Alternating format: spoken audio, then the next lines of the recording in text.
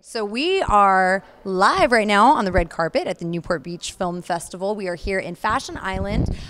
We are standing with the star behind the film, Ecstasy. How are you doing today? Not bad at all, yes. It's good to be here in Newport Beach for the film festival. Very nice, isn't it? Well, we came down this afternoon, yes, so it's been a nice afternoon.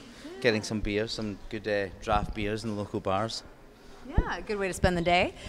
We are broadcasting live to the Newport Beach Film Festival Facebook page, so you can say hello to anybody who might be watching. Hi, Mum. Are you on Facebook, Mum? I don't think my mum's on Facebook, but anyway, if you're there, Mum, hi. How you doing? Perfect. She might be. She might be. Hope so. Great. So tell us a little bit about the film Ecstasy and your role in it. Oh, my goodness.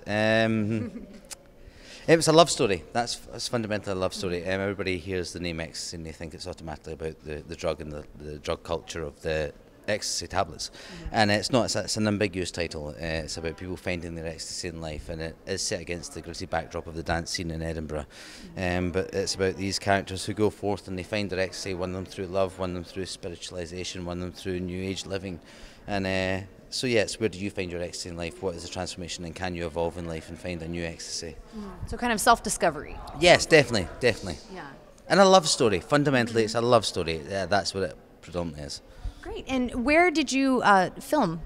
We filmed the interiors in Canada, the exteriors in Edinburgh and Amsterdam. So I would be in a room doing a scene in the middle of Canada. And I'd need to remember a month later when I walked out the door what I was walking out into, because I was walking into a different situation. Like, oh, is my hair okay?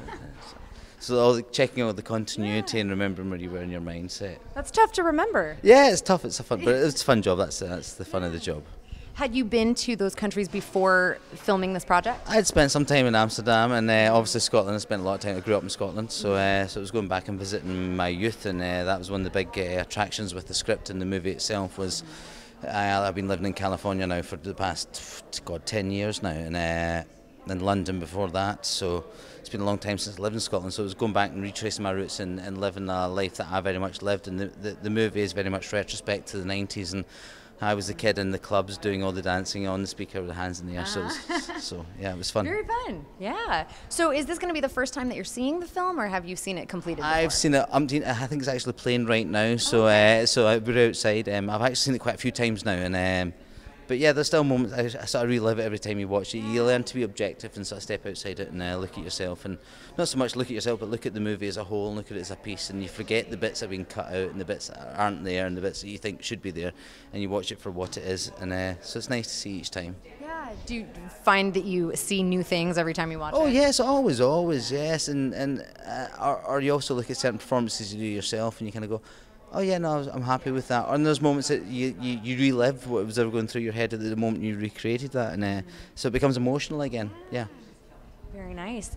Is there anything in particular you're hoping that audiences here will take from the film?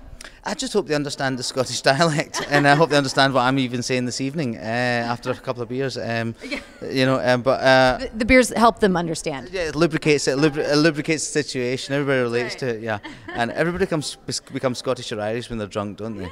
Yeah. I hope people understand the movie and understand the love story. It is a universal story. It's a story of love and a story of exploration of youth and branching out and becoming a new person in life. And I hope they all get the message. I think it's a universal message. Yeah, absolutely. Sounds like something everyone can relate to. Yeah.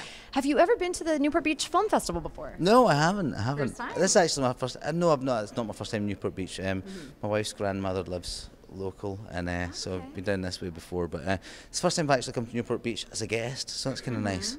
Yeah, it's a little different aspect, huh? Yes, nice. Very nice.